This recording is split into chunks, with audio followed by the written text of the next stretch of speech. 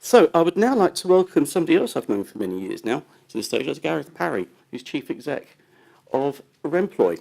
So a slightly different perspective, I think, looking a little bit more at mental health in this case. There you go. It's up there already for you, Gareth. So the stage is yours. Thank you. Thank you, Graham. Thank you for the invitation to come on this afternoon. It's fantastic, so many people here. I guess when I look at what NASA's presented, I think if I was a relatively new employer to this agenda, you can sometimes look at these screens and when you see all those different pieces of technologies and those different pieces of kits and all that, it can be a bit scary. I think part of improving disability confidence is getting a message out there, say there are organisations like Microlink out there who have that expertise, who have that experience, who are there to help everybody. And I guess part of becoming a disability confidence organisation is being prepared to stand up and say, I'm not quite sure what to do here, I need to get some support, but actually my intention is I want to find a solution to this. So I think there are lots of organisations out there who can support on this work. And Remploy is one of those organisations. And I'm here today more to talk about the mental health side of workplace adjustments. Yes, that works. Right, okay. So I guess everybody in the room knows about the increasing prevalence of mental health as an issue in our society. It's probably one of the biggest scourges of modern day life in terms of depression, stress, anxiety, and eating disorders, self-harming of young children, all that sort of stuff. We hear about it all the time, and it's increasingly prevalent in the workplace. And I've got some statistics up on the screen at the moment. I won't go through all of them, but we'll have all heard some of the statistics about 1 in 6 adults experiencing challenges with mental health at any one moment in time. Mental health is now the leading cause of sickness absence in the UK, estimated 91 million days lost each year due to mental health issues. The issue with mental health, of course, it can be very episodic in nature. It's not necessarily just about long-term absence. It could be frequent short-term absences.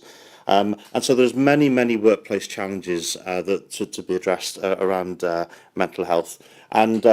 And I think employers, in the same way as when we look at some of the physical disabilities that the NASA's talked about, there's an anxiety to say, well, what can we do about addressing workplace mental health issues? The good news is there is support available. So you've heard the Minister already talk today about access to work and it being the nation's best kept secret. Well, I would argue that inside the nation's best kept secret is another nugget, which is even better best kept secret, but it's actually already inside the Access to Work service, which is the Access to Work Workplace Mental Health Support Service. Now, many people may have heard about Access to Work. Our experience is that many people don't know that within that, there is actually a specialist mental health support service. Now, I will put my hands up from day one and declare here and now, Remploy delivers this service on behalf of the Department of Work and Pensions. So it's not Remploy's service, it's the Department's Work and Pensions service, but Remploy delivers it on their behalf. So I just want to get that out there. So what is it? Well, it's a service that's been running for over 6 years now, and it's a confidential vocational support service for employees with mental illness to retain or regain their ability to participate at work. So the criteria, as it is for mainstream access to work, is you've got to be in employment. Okay, but you can be off sick, but you've got to be in employment to qualify for it. The service, since it launched, has now helped over 10,000 people with a workplace mental health issue, and actually has cumulatively over that 6-year period has delivered a 93% success rate, retention rate. Now, success under this programme is defined as from the moment somebody comes onto the programme, if they're still in employment 6 months later, then that's deemed to be success. And for the 10,000 people who've accessed the service, we've delivered a 93% success rate now. Now, bearing in mind, most of the time when people access this service, they've hit a crisis point, they're either off sick or they're about to go off sick, or there was a whole number of issues related to their ongoing employment. So nobody comes to our service because everything's going well. Everybody comes to the service because there is a challenge, and it's our job to work with the individual, and as long as they consent with the employer as well, and it is consent driven from the individual, we will then work to work with the individuals to put solutions in place. The service is delivered by an experienced team of what we call vocational rehabilitation consultants, who are all experts in supporting people with mental health issues in the workplace. And the great news for all employers is this is a free of charge service to the employee or the employer. There is no cost associated for the delivery of this. So the criteria for qualification is basically anybody who's in work and anybody who's experiencing poor mental health, whether that's diagnosed or undiagnosed, whether it's just somebody feeling low or whether there's a more serious issue there. There's a whole range of issues, but if the individual feels that they're having workplace problems due to mental health challenges, then they're eligible to access the service. The important point on the bottom of the slide, the triggers do not have to be work-related. You know, very, very often people in work with mental health issues, it's not actually a workplace issue, but work is where it's coming out. It may be a personal life issue, but it's come into the workplace. And it's all about doing what we can to support that. I'll give you a little bit of flavour of the service, but it's really easy to access. The individual needs to access the service, not the employer. There's a telephone number and there's an email address, and just simply contact either one of those, and we just pick up the details from that point. Okay, so what happens when an individual accesses a service? The consultants will already have a telephone conversation with that individual in the first instance, get an idea of the job role that the individual has, the responsibilities, the role they have, what the nature of the mental health issue is, how it's manifesting in the workplace, and how it's creating issues, whether it's a personality-driven issue or whether it's an attendance issue or it's a relationship issue. Get an idea of what the problems are, what targets aren't being met. So it's really just getting a real understanding of what kind of issues are there in the workplace, what's the individual experiencing, and starting to have an idea about has the individual started to think about what their solutions are. Very often, of course, they haven't, which is why they're accessing the service in the first place. So over the course of the program is a 6-month program. So once that individual's had that initial conversation, we just check out the eligibility checks. The individual then meets face-to-face with the consultant who starts to work with the individual to develop a support plan. And then over the 6-month period, there's a guaranteed 3-month face-to-face sessions, and then there are intervening sessions which can be by email, by phone. Increasingly in the future, we'll use video conferencing technology to be able to deliver that sort of stuff. And it's really just saying we're working with the individual to identify the support plan, and then over a 6-month period working with that individual to make sure that support plan is put in place. The kind of interventions that we cover off can be a whole range of things. So it's a wellness recovery action plan. It could be something, we do something called a biopsychosocial model, which in our world is really easy to understand in most of the people. So, you know, what are the biological factors, what are the psychological factors, what are the societal factors impacting on the life of the individual? And then we look to put a holistic plan together for an individual, and then look at the interventions and the technologies and the services available in the community where that individual lives to say, what can we do to put the right kind of support in place to help you? And that can cover a whole range of things, from online CBT, cognitive behavioural therapy packages, to resilience training, to some self-help support. And often, if needs be, the individual gets referred to a more specialist intervention, because I think our evidence is that over the time we've been delivering this service, 70% of people who access this service have more than one health condition. Now, it may well be a secondary mental health issue, or often it can be comorbid with a physical disability. So, for example, of the 10,000 people who've accessed the service so far, about 15% we know have got an undiagnosed dyslexia or have dyslexic traits. So therefore, often what you have to do when you're dealing with a mental health issue is often it's comorbid with another issue, and you need to sort of work out, well, which is the root cause, and how do you get to underneath the skin of that to start putting a solution in place.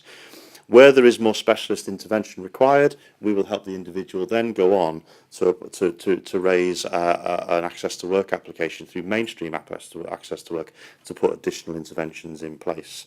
And we will also look to signpost the individual to services in their local community, or services that are available through their employer, like employee assistance programs and that sort of stuff. But effectively what the service is about, it's about case managing the series of interventions that's put in place bespoke to that individual's need. More often than not, that involves a dialogue with the employer as well. I think we would say probably 80% of the cases we deal with, there's often been some kind of breakdown in the workplace relationship with either a colleague or a line manager or the HR team or something, and part of our role is to go in and help broker conversations to get everybody focused on looking at interventions. But we also work with the individual. Really importantly, this is equally about saying to the individual, what can you do for yourself? How can you develop your own coping strategies? Yes, there are support services out there for you, but we do a lot of work with the individual themselves to help the individual build their own resilience, recognise their own triggers, and then what works for them in responding to those triggers.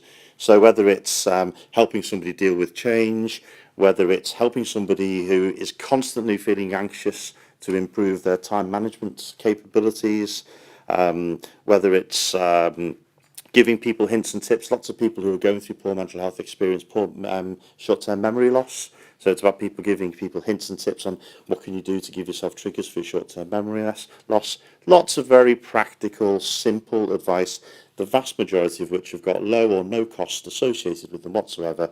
It's about somebody who knows what they're doing, helping educate an individual and build the capability of the individual to do more of that stuff for themselves.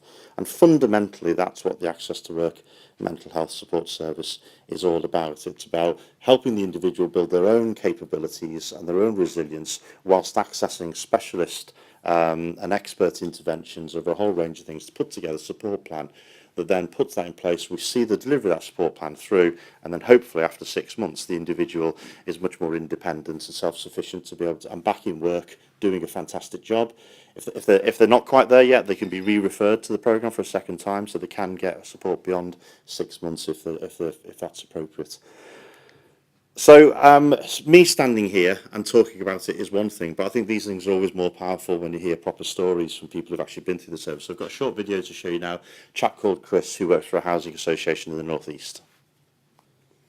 My name is Chris Reid and I'm Assistant Director of Operations for a housing association in the North East called 4 Housing. And I want to tell you a little bit about my journey and why I became involved with Remploy. I've always been a very physically active person. I'm very outdoorsy, I like a lot of sport, I do a lot of running and I do a lot of climbing and high altitude walking. Unfortunately, a couple of years ago, I had quite a serious back injury. Now, I've always been quite reliant on physical exercise to help me with my emotional health. I have quite a high pressure job and have for a number of years experienced quite severe bouts of insomnia. So all that lovely physical exercise really helps me manage. My experience was quite rapid, and although I knew that I was becoming unwell, I wasn't really aware of the extent to which I'd become unwell and the kind of symptoms that I was experiencing, and became quite severely anxious and quite severely depressed over a 3-month period. And although I took all the kind of steps that you would hope would help, including therapy and medication, my descent into a severe depressive episode was quite rapid.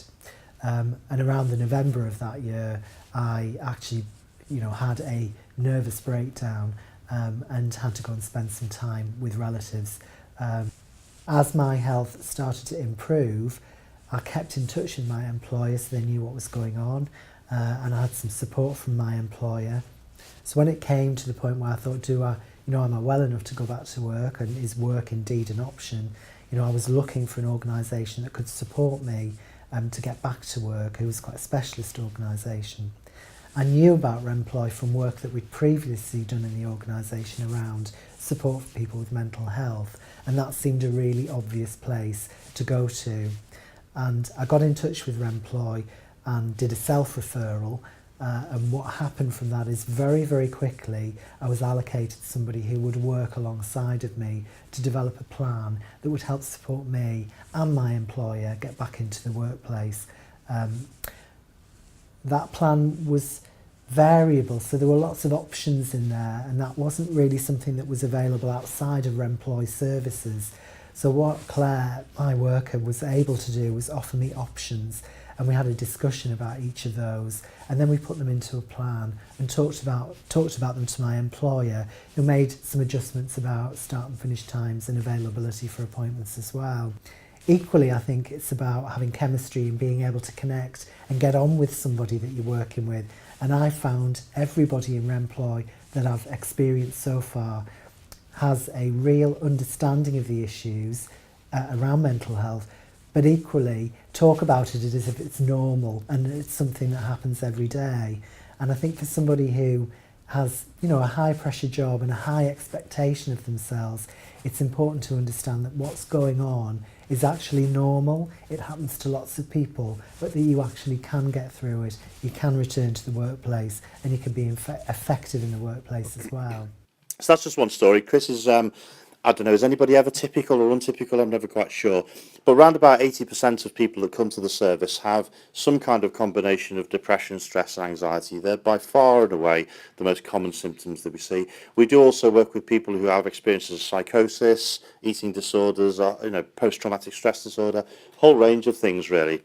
But I think that's the message I wanted to get across today, was the service is there. It's a great service, and I don't say that because we deliver it. I say it because the government finances it, DWP makes it available, and not enough people access it. You know, we know there are hundreds of thousands of people at work at the moment, not just those who are off sick. We know there's something called presenteeism. It's estimated the UK economy is more negatively impacted by people in work not fully performing than those people actually off sick. Across the UK economy. So the more we can get the word out there, the better. So please spread the word about it. If your organisation is not aware of it, then hopefully you are today. Most organisations are employing people already today who have a whole range of mental health issues. Part of what Disability Confidence is about is encouraging people to talk about those things. I myself have depression. I've had depression for 3 years. I deal with that. I talk about it at work. It's just what we do. We try and create an environment in Remploy where, as I think Chris mentioned, it is normalised and we just talk about it and we just deal with it and we support people in whatever way we can.